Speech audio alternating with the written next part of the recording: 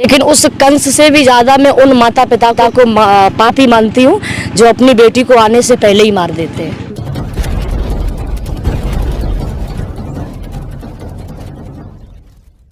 अदालत से मैं हूँ राजा भैया पाल। मैं इस समय भिंड जिले के लाहौर विधानसभा में हूँ, जहाँ पर आज बिशनपुरा ग्राम पंचायत के समस्त बघेल समाज की ओर से आज श्रीमद् भागवत कथा का आयोजन किया जा रहा है। और इस भागवत कथा में एक ऐसी शख्सियत के साथ इंटरव्यू हो रहा है जो आज समूचे मध्य प्रदेश उत्तर प्रदेश में किसी परिचय की मोहताज नहीं है, पूरे देश में उनकी कथाएं चलती हैं। हम बात कर रहे हैं भागवत आचार्य साधना बघेल जी की। साधना बघेल जी, आपकी जनता में आपका स्वागत है मध्य प्रदेश में। जी, राधे कृष्ण सभी के लिए मेरी तरफ से जी। साधना बघेल जी, पहला सवाल करना चाहेंगे, आपने श्रीमद् भागवत की शुरुआत कब की और किसने आपको प्रेरणा दी? अच्छा, मुझे मतलब इसका लगाव बचपन से ही था। जब मैं छोटी थी बहुत अच्छा गाती थी, तो मैं जहाँ भी पढ़ती थी टीचर लोग कहते बहुत अच्छा गाती है, इसको मतलब कथा में पढ़ाओ थोड़ा।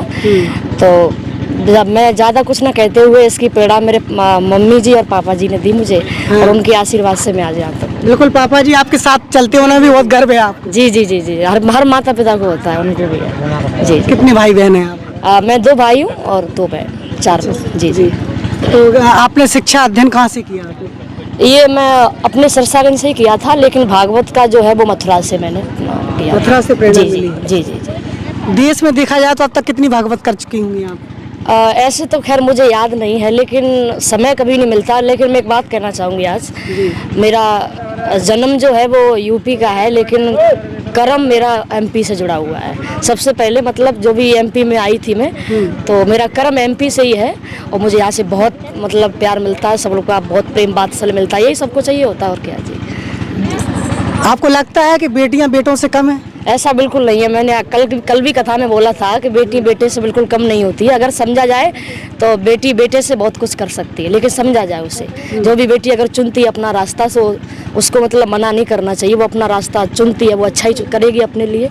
तो माता पिता से भी मैं कहना चाहूँगी, अगर बेटी करना चाहती है तो उसको आगे बढ़ाने की कोशिश करें, जैसे मेरे माता पिता ने किया है। अधिकांश देखा जाता है लोग बेटी होने से डरते हैं, हॉस्पिटल में कई बार चेकअप भी कराने पहुंच जाते हैं कि कहीं बेटी ना हो जाए, डर लगता है उनको। ये गलत है। मैं उन लोगों के लिए कहना चाहूँगी, जैसे लोग कंस को पापी कहते हैं, कंस बड़ा पापी था। क्यों पापी था? क्योंकि उसने बच्चों की हत्या की।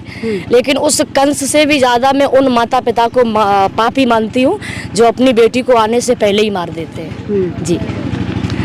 तो साधना बघेल जैसी बेटियां यदि समाज में पैदा हो जाए तो फिर तो मैं बस मेरा कहना है कि साधना बघेल जैसी और भी बेटियां हो तो मेरा भी सपना थोड़ा पूरा हो और मुझे भी अच्छा लगेगा। इसलिए मेरे समाज में नहीं, जैसे मैं समाज के ऊपर कुछ ज़्यादा ना बोलते हुए, क्योंकि मुझे तो हर समाज से प्रेम मिलता है। हर समाज मेरा अपना समाज है, हर लोग मेरे अपने लोग हैं, क्योंकि हर समाज से मुझे प्यार मिलता है। तो हर समाज की बेटियों से मैं कहना चाहूँगी कि हर बेटी साधना बघेल हो।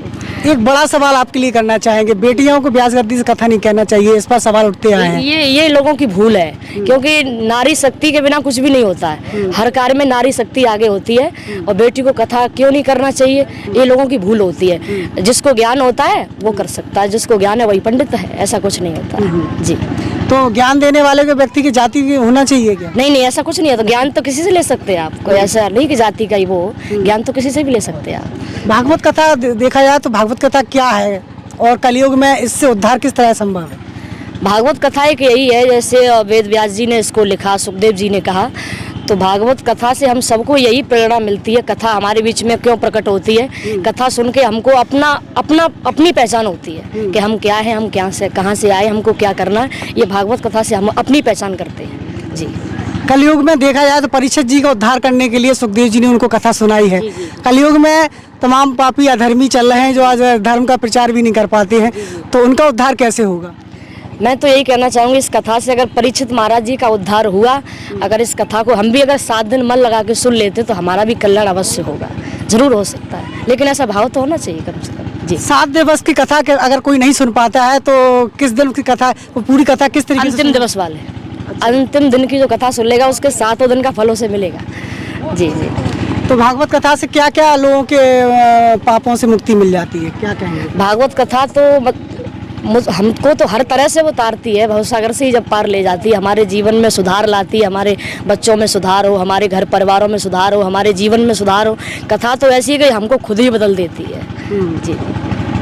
बिल्कुल आखिरी सवाल करना चाहेंगे, साधना बघेल जी क्या संदेश देना चाहेंगे हिंदुस्तान की उन तमाम बेटियों को जो घर में बैठी हैं, उनके अंदर भी बहुत प्रतिभा है और आपकी तरह वो भी कुछ ना कुछ करना चाहती हैं और उनके माँ बाप कहीं ना कहीं उनको इजाज़त नहीं दे पाते हैं, तो कैसे उनको आप मैं उनसे भी माता पिता से भी ये कहना चाहूँगी, अगर बेटी कुछ बनना चाहती है, कुछ करना चाहती है, जैसे आप बेटे को सपोर्ट करते हैं ऐसे बेटी को भी करना चाहिए, यही मेरा कहना है। आपके पिताजी आपको सपोर्ट करते बिल्कुल, बहुत ज़्यादा करते हैं। हैं? तो आज आपकी जन अदालत न्यूज़ के एक्सक्लूसिव इंटरव्यू में फिलहाल इतना ही, जुड़े रहिए हमारे साथ। नमस्कार। खबर के प्रायोजक थे UltraTech cement proprietor dealer Jagmohan Singh Baghel, Baghel building material and supplier, पता Budhpura Bhind, भांडर road Lahore, mobile number 9329624840। लजीज भोजन का खाना खजाना, पाल ढाबा एंड फैमिली रेस्टोरेंट, पता समतर तरा पंडोखर धाम से 2 किलोमीटर की दूरी पर स्थित।